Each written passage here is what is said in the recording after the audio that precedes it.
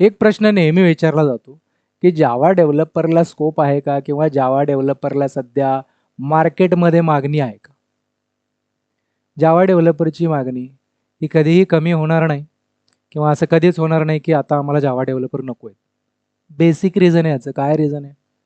कारण एवढे लाखो प्रोजेक्ट्स आहेत, जे जावामध्ये बनलेले आहेत. त्यांना मेंटेन तर ठेवायचंच आहे कंपन्यांना, बरोबर? आणि नवीन प्रोजेक्ट्स पण जावामध्ये बनतायत. बिकॉज जावा ही अशी लँग्वेज आहे, ज्या लेव्हलला ही स्केल करू शकते एंटरप्राइज ॲप्लिकेशन्स. आणि जावा कसे सपोर्टेड बाय ओरॅकल. ओरॅकलचा बॅकअप आहे त्याला. सो एंटरप्राइज आजही नवीन प्रोजेक्ट जरी बनवायचा म्हटलं, तरी जावा ही टॉप चॉईसमध्ये असणारच आहे. त्यामुळे कधीही डोक्यात ठेवू नका, जावा डेव्हलपरची गरज आहे, नाही, वेकन्सी आहे. हां, काळ असं हायरिंग हे नेहमी असं होत राहतं वेव्हजमध्ये.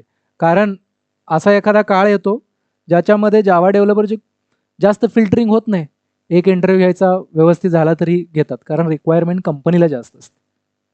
पण आता किंवा कधी नंतर असंही होऊ शकतं, की कंपनीला रिक्वायरमेंट नॉर्मल झाली. याचा अर्थ असं नाही, की कमी झाली. जशी पहिली होती तशी झाली. बरोबर? त्यामुळे हायरिंग हे कायम चालू असतं. फक्त असा काळ आला, टफ काळ आला, की त्याच्यामध्ये स्किल पाहिजे असतं. कंपनी रिक्वायरमेंट कायमच असणार आहे. पण स्किल, ज्याच्याकडे स्किल आहे, प्रॉपर स्किल म्हणतोय, आउट ऑफ द बॉक्स, जे 90% लोकं करत नाहीत ते करायचं. ज्याच्याकडे स्किल आहे त्याला कायम मागणी आहे, आहे, आहे.